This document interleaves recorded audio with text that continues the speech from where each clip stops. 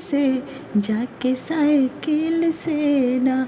पिया मेहंदी ले आए द मोती झील से जाके साइकिल से ना।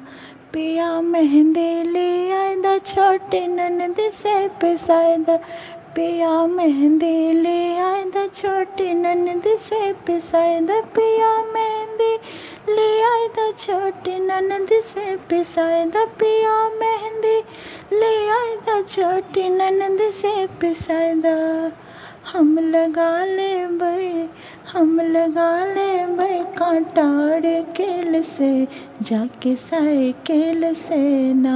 हम लगा ले कांटाड़ केल से जाके साइकिल से ना। पिया मेहंदी ले आए द मोती झील से जाके साइकिल से ना।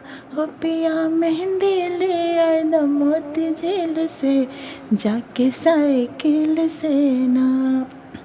एह सावनी बहार माना बतिया हमारे। एह सावनी बहार माना बतिया हमारे। एह सावनी बहार माना बतिया हमारे। एह सावनी बहार माना बतिया हमारे।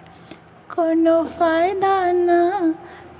फायदा ना निकले दलील से जाके साइकिल से ना।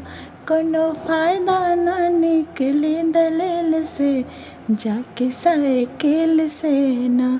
पिया मेहंदी ले आए द मोती झील से जाके साइकिल से ना।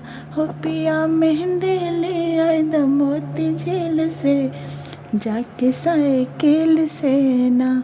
पिया मेहंदी ले आए द मोती झील से जाके साइकिल से ना।